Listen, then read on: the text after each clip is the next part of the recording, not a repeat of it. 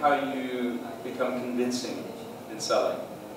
It's a series of 5 things, and they follow each other. The first step is what you just did, which was the connect step. Connect. So that's when you're going to meet people. It requires you to do that in order to make the sale possible.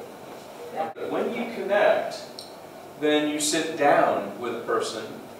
You're going to spend a little bit of time in the beginning to get to know them, to make a friend. Okay? You get to know each other a little bit before you start talking about water safety. So when I say if I were approaching Saudi and I said, do you have a place we can sit down? And she says yes, then I'll sit down over here, and then I'll get to start talking to you about how long has she lived here, and does she know some of the other neighbors I've been visiting, and you might know some people that I know from the area, and this kind of stuff. I'm just making friends with her. There's one thing I want you to remember.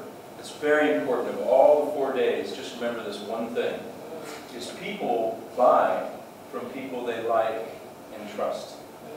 So that's one of the things you want to spend time doing in the beginning, is to act in a way that people will like you and trust you. People don't like buying from slick salespeople. So there's a little bit of this talk that you do in the beginning. It's all part of the next step. Then the next step is what we call the learn stage. The learn stage. And what the learn stage is when you're learning about what the other person knows about water treatment. It's like you're learning from the customer. You're finding out how do they treat their water. What do they, where do they get their water from? How do they store it after they have treated it?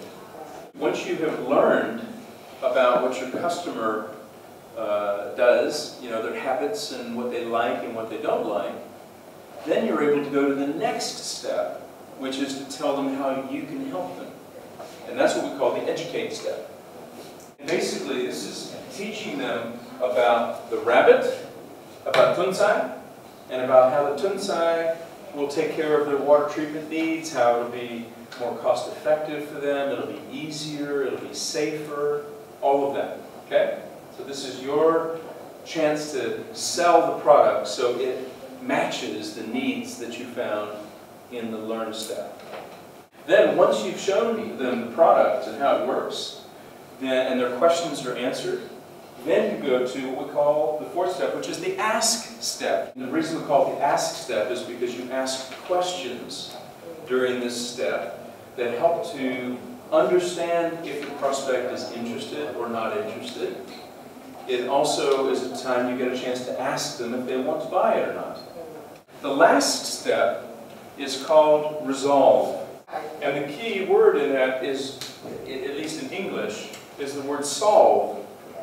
Okay? Because what you're doing is that in this part of the selling process is when you ask people to buy, sometimes they'll come back to you and say, I like it, but I can't afford it. Or I need to think about it.